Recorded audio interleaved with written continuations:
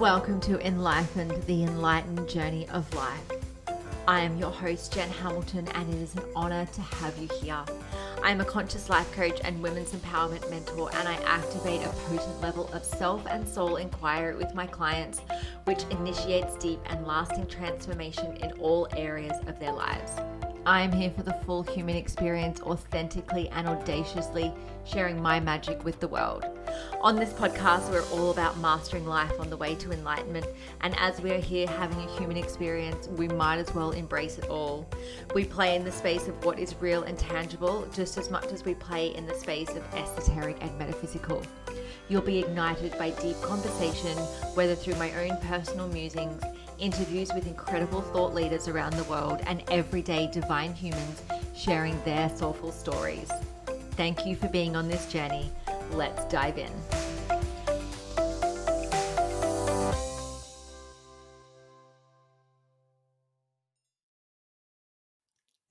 Hello, beautiful soul, and welcome back to another episode of the Enlightened podcast. I am your host, Jen Hamilton. And in today's episode, we're going to be talking about how to have a conscious Christmas.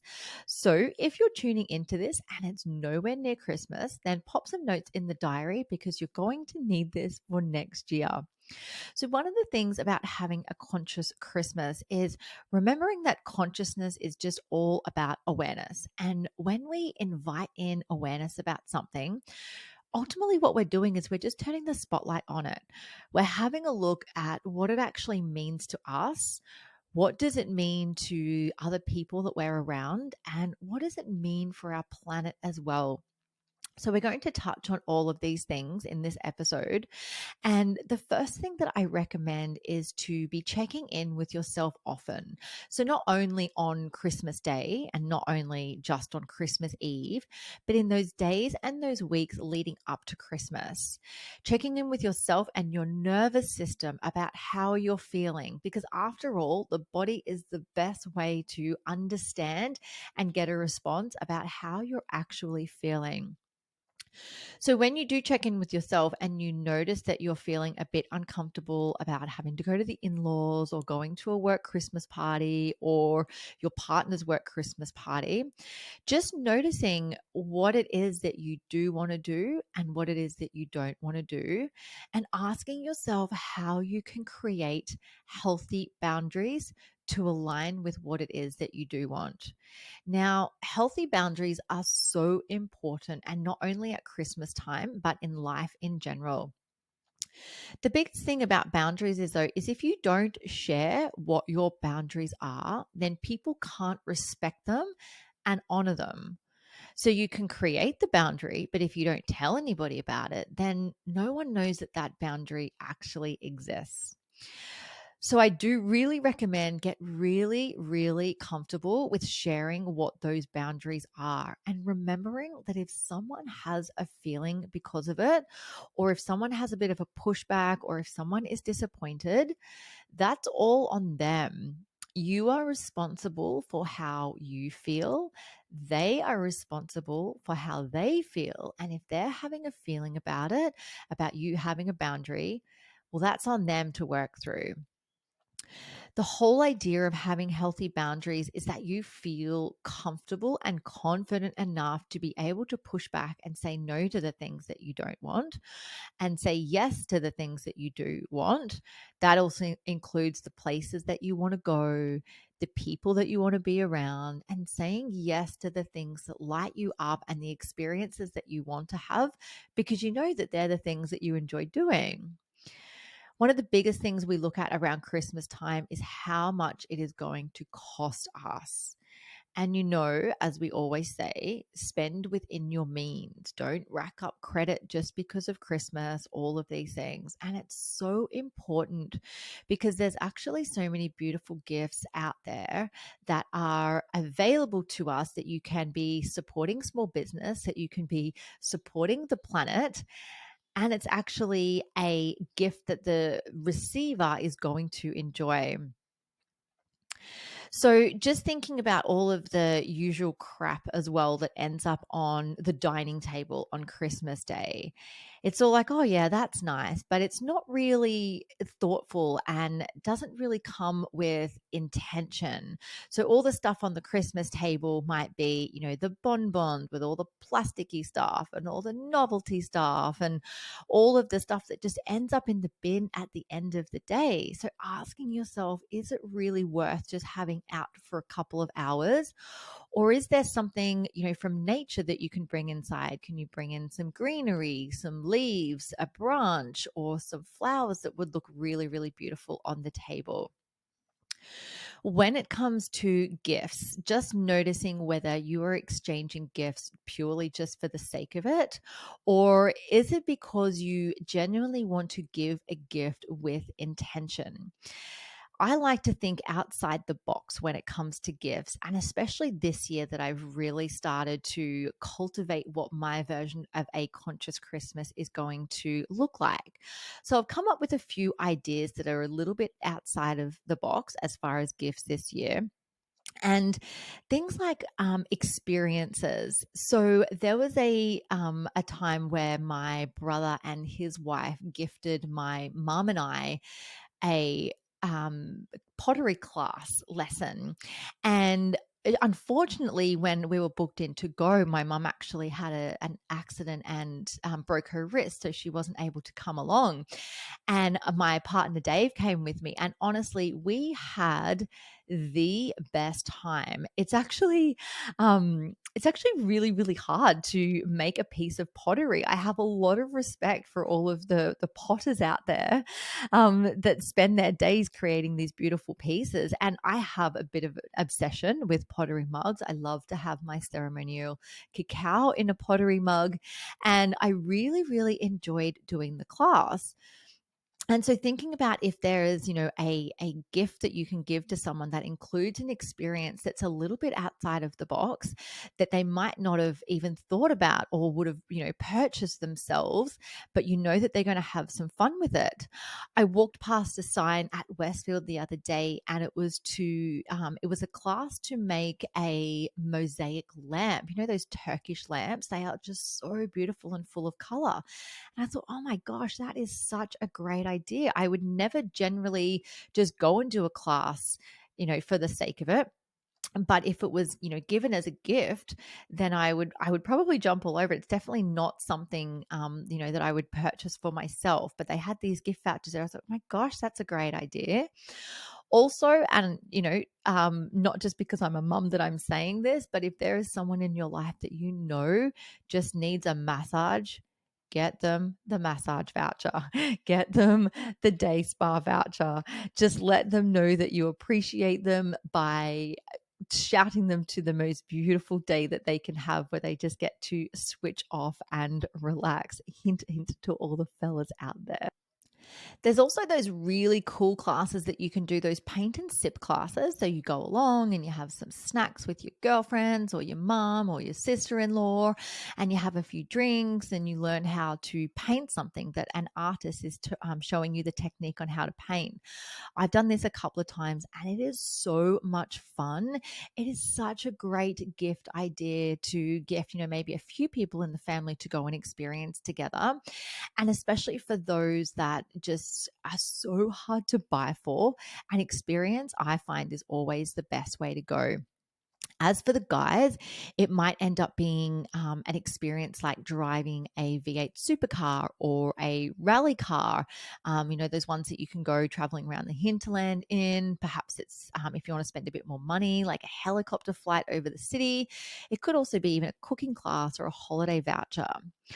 One thing that I love, and if you haven't had updated family photos recently, then a photo experience with a photographer for the whole family is a really, really beautiful idea as well.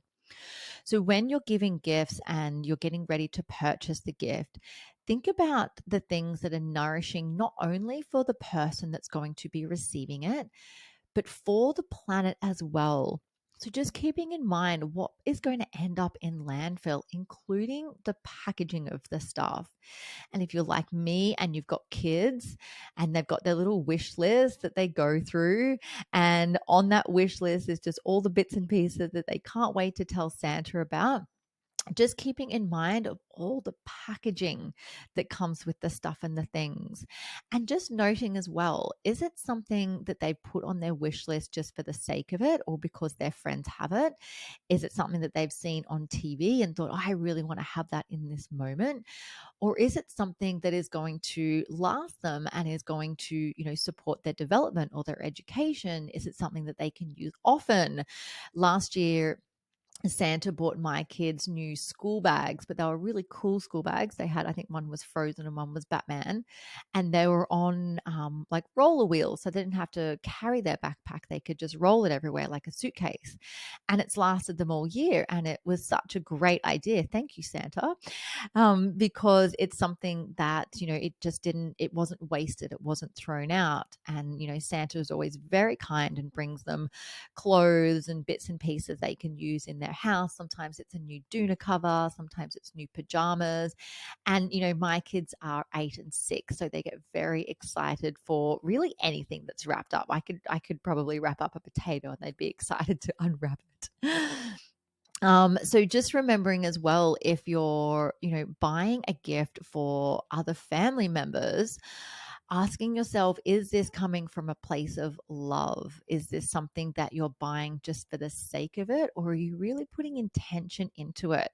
And sometimes, like I said before, experiences are the best way to go. It could even be, for a theme park, or, going to a theater performance that that they would enjoy. A big way that you can have a conscious Christmas this year is to support local and small business. So, asking yourself when you're at the checkout, am I supporting a department store?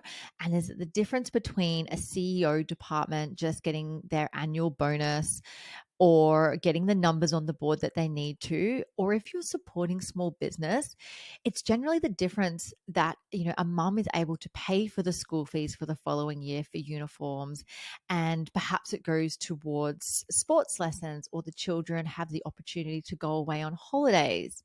So when you shop small and local, you're really creating a beautiful ripple effect that spreads even wider than spending at the big department stores or on an online retailer. Remember as well that if you are giving a gift from a small business like candles or soap or handmade jewelry, make sure you include the business card or even a post it note with the website written down of where you got it. So that person that you're giving the gift to can go back and shop with them again. And because the thing is, if they love the product that you get, they'll go back and, possibly buy it for someone else at another time. Or if it was a candle or soap, they can purchase from them again and restock.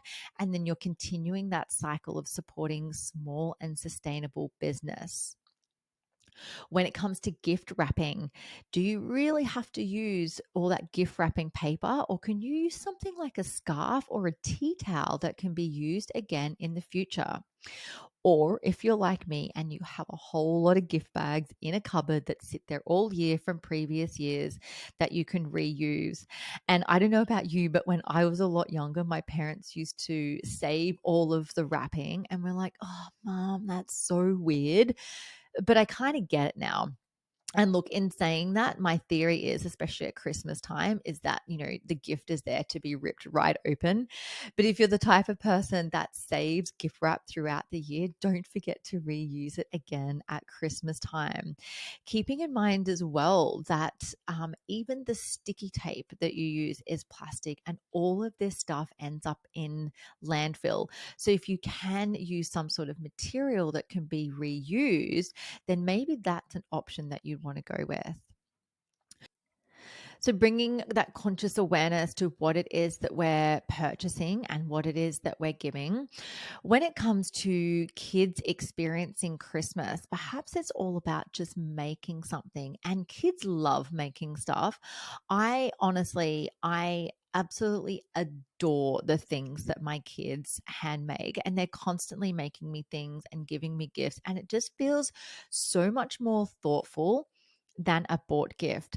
And it's so funny because every year I usually get my kids to do a little drawing or do something in their handwriting, and I make gifts out of that. So one year I got my daughter to write out like, "To Nana and Granddad, we love you." And I scanned the text and I cut it out on vinyl. I've got a Cricut die cut machine, and I put it on a vase. And so, that's just a keepsake that their grandparents can have often. So every time they've got a bunch of flowers, they're reminded of the grandkids and their cute little writing with all the backwards letters. I just love that stuff so much. It's absolutely priceless. And it's so funny because when I was growing up, my dad used to say to us, "I don't care if you bang a nail into a piece of wood, it's still a gift from you and it's something that you made for me." And my dad, he's so sweet, has kept so many of our little handmade gifts. So when it comes to having a conscious Christmas and food shopping, now this is a big one. We spend so much money on food leading up to Christmas. So asking yourself and bringing awareness when it's time to put things in the trolley, asking yourself if you know if this food is going to get eaten and enjoyed, or are you buying yourself something just for the sake of it? See if you can buy things that are going to last more than just those few days. If they can be frozen, if they're not eaten on the day, just making sure that if you're purchasing something from a packet in the fridge section or the frozen section, double check on the label that if it was previously frozen, generally it can't be frozen again.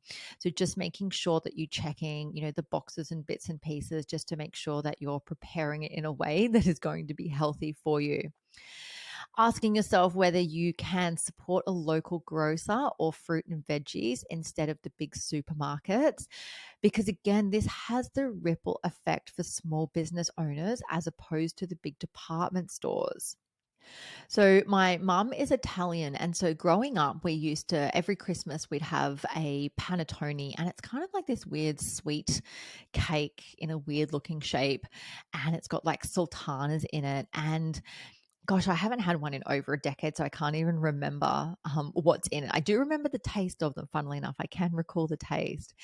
And I remember that it was just like the done thing to have at least one panettone at Christmas. And if we were getting together with other family members, that you bring a panettone. And I remember looking in the pantry at my parents' place one time, and I'm thinking to myself, why do we spend money on this crap that doesn't get eaten? Because if we don't open it on Christmas Day, it's like a Christmas thing. And if it doesn't get eaten on Christmas Day, it just goes into the back of the pantry. And it's like, why do we bother? Why do we want to feel good just because we bought the things that we thought that we'd eat on the day? And why is it that we always go for the sweet stuff at Christmas time? So it is really interesting when you start to bring in that conscious awareness about why we do certain things, and we start to have a look at those belief systems and discover ultimately more about ourselves. So, on the day for Christmas, whether you're celebrating Christmas on December 25th or whether you're getting together with family in the days prior or even after, and you're getting prepared to set the table, asking yourself, do you need all of the crap? The bonbons, the plastic stuff, the napkins, the plastics, the cutlery, all of that stuff just gets chucked out. So just checking in whether you can actually just use reusable ones, pop them in the dishwasher once they're all done, because all of this stuff really just adds up and ends up in landfill. Like I said, even the sticky tape that you use, it's all just plastic crap. And so bringing in mindfulness about the planet this year. What is it that you can do to make a difference for this planet? And remembering as well on Christmas Day, look, things can get a little bit hectic. So don't forget to take time out for yourself for a breather. Overstimulation at Christmas is a real thing, and it doesn't just affect babies and kids when you're dealing with a lot of people's energy. all of the sounds, the music, the expectations to be at the places and do the things with all of the people, it all adds up and it can really drain you. So making sure that you're taking some time out, even if it's for meditation or for a nap or just some downtime outside away from all of the noise. I personally love a good Christmas afternoon nap. I'm not going to lie. I feel like I've made it in life when I know that I can nap on Christmas afternoon. And don't forget, if you are around people that you don't necessarily want to be around or that you feel obliged to be around, set those healthy boundaries. You can say, hey, look, I'm going to come over. I'll drop in for 20 minutes. I'm not going to be able to stay the whole afternoon. Or we're going to just pop in, say her quick hello, exchange gifts, and then we're going to head off this time. Just remembering that you are perfectly within your right to be able to say no. And just checking in again with your energy levels on the day, checking in with your nervous system and asking yourself, is being here in this particular place with these particular people, is it serving me and is it nourishing me? And if not, you get to make some decisions based on that choice that is coming up for you. Now, one of the things that we see at Christmas time is the idea that we have to be on the booze and drinking all of the time. And honestly, it doesn't have to be that way anymore. If you find that you just don't want to be hungover or you don't want to have that fogginess, if you don't want to have that sick or seedy feeling, you don't have to drink. Sometimes it's nice to just have a cheers of champagne with lunch and then switch to something else. I actually love drinking kombucha in a wine glass. I know that it sounds super wanky, but honestly, it feels really good because I like the shape of the wine glass. I like how it feels when I hold it. As you can probably tell, I'm very kinesthetic. And even though everyone else is drinking, I feel like I'm somewhat getting involved and I'm not going for the alcohol necessarily because I don't like the way it makes me feel. Being mindful as well of what you're putting into your body. And so if you are boozing, look, that's totally fine. Just don't forget the water as well, making sure that you're getting plenty of H2O to stay hydrated so that your body can flush out all of the toxins. And just keeping in mind as well, there actually is on the shelves some really good non-alcoholic drinks available. So there's like red wine, white wine, and even different spirits that you can get in the main department stores or the main grocery stores, and even at bottle shops. There's now sections where they have 0% alcohol, so you can enjoy, that glass of Shiraz or Chardonnay, and it doesn't necessarily have to be alcoholic. There's some really good spirits as well, non-alcoholic spirits. So if you're the type of person that likes to have a cocktail, then grab a bottle of that, and you can still have your Bloody Mary or your mojito or whatever floats your boat on Christmas Day, and you don't necessarily have to wake up with a sore head the next day. Remembering as well, when it comes time to wind down into the end of the year, it's ultimately your choice to get caught in the vortex of Christmas and New Year and the end of the year. And there's a lot of people that say that it's just such a busy time at the end of the year and they're so exhausted and it's such an expensive time of the year. And yes, these things can be very true for you, but it also doesn't have to be your reality as well. If you decide that you're not going to buy into the collective consciousness that it's busy, that there's always so much to do, that it's expensive, that you have to be at all of these places around the people that you don't want to be around, then it doesn't have to be your reality. It can be for everybody else. But when you have that awareness, that consciousness that you don't want to do what everyone else is doing, you get to change your way of being.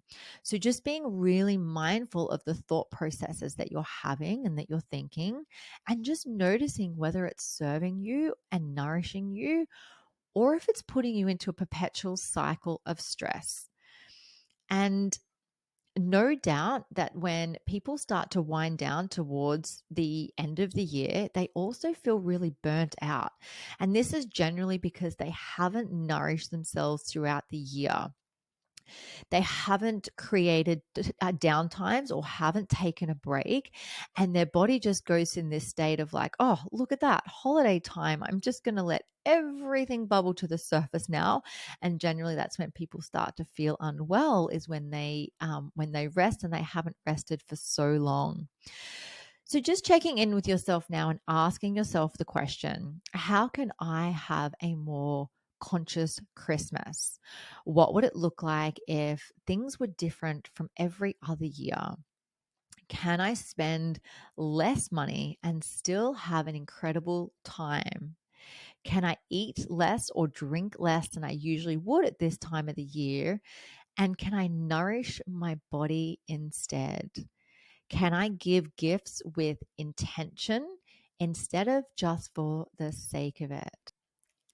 So don't get me wrong, I love Christmas and getting together with family, seeing the kids just light up and have a great time on the day. So I really don't want to be a total Grinch and say, don't do this, don't do that, you shouldn't have this, you shouldn't feel that, because that's not what this is all about. It's all about bringing awareness forward to do what is real for you and have the experiences that you want to experience, keeping in mind what is nourishing and serving for you, for others, and of course, our beautiful planet. Anyway, my loves, I'm so excited for the upcoming Christmas and spending time with my family and enjoying a little bit of downtime. And I hope you have a beautiful Christmas as well, in whatever way you celebrate it. And I am sending extra love out to those who are feeling disconnected or disheartened around this time, those going through grief, loss, or hardship. My heart is with you. Thank you so much for tuning in to this episode, and I will see you next time. Thank you so much for joining me for this episode. I hope you love the Enlightened podcast, and the biggest compliment you can give me is subscribing to this podcast, sharing it, and leaving a rating and review.